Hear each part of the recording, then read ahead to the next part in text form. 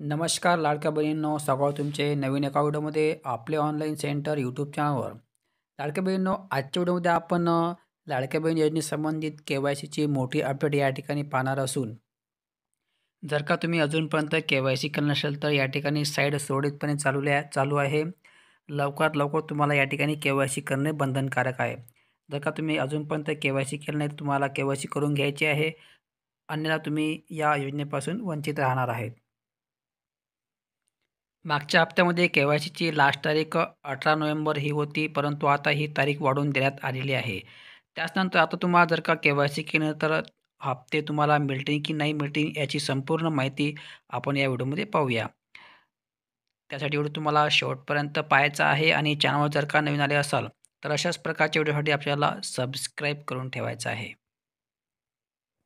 त्यानंतर ज्याही महिला विधवा असेल किंवा ज्याही महिलांचे वडील किंवा पती वगैरे वारले असेल, तर त्यांनी के-वाय-सी कशी करावी हे सुद्धा या नवीन जी-आरमध्ये सांगण्यात आलेले आहे.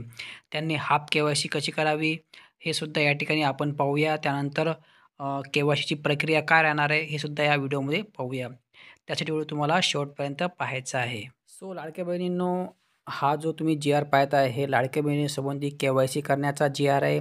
सोबतच ज्यांचे पती किंवा वडील हयात नसेल, ज्या महिला विधवा असेल त्यांच्यासाठी के-वाय-सी कशी करावी हे सुद्धा या जी-आरमध्ये संपूर्ण सांगितलं आहे. तुम्ही या ठिकाणी पाहत आहे की मुख्यमंत्री लाडकी बहीण या योजनेअंतर्गत पात्र लाभार्थी महिलांची पडताळणी आणि प्रमाणीकरण करण्यासाठी ई-के-वाय-सी माध्यमातून आधार ऑथेंटिकेशन करण्यास मुदतवाढ देण्यात आलेली आहे. म्हणजे मित्रांनो, या ठिकाणी संबंधित तुम्ही पाहताय की 18 नोव्हेंबरचा हा जी-आर दिलेला असून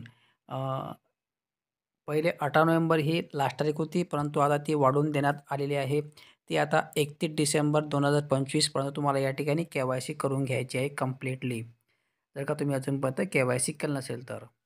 या ठिकाणी पाहता की तुम्ही 2 नंबरचा मुद्दा दिलेला आहे या PDF मध्ये, की या योजनेअंतर्गत ज्या पात्र लाभार्थी महिलांचे वडील हयात नाहीत किंवा पती देखील हयात नाहीत किंवा घटस्फोटित झालेल्या आहेत, त्या लाभार्थी महिलांनी स्वतःची ई-के-वाय-सी करावे व तद्नंतर त्यानंतर त्यांनी त्यांचे पती अथवा वडील यांचे अधिकृत मृत्यू प्रमाणपत्र व घटस्फोट प्रमाणपत्र किंवा मान्य न्यायालयाचे आदेश यांची सत्यप्रत संबंधित अंगणवाडी सेविका यांच्याकडे 31 डिसेंबर 2025 पर्यंत जमा करण्यात यावे.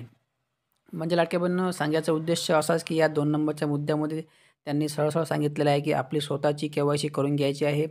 म्हणजे के-वाय-सी करताना तुमचा आधार कार्ड नंबर टाकायचा आहे, त्याच्यावर OTP टाकून सबमिट करून घ्यायचा आहे. बस ही तुमची हाफ के-वाय-सी झालेली आहे आणि ती 31 तारखेपर्यंत तुम्हाला या ठिकाणी करून घ्यायची आहे.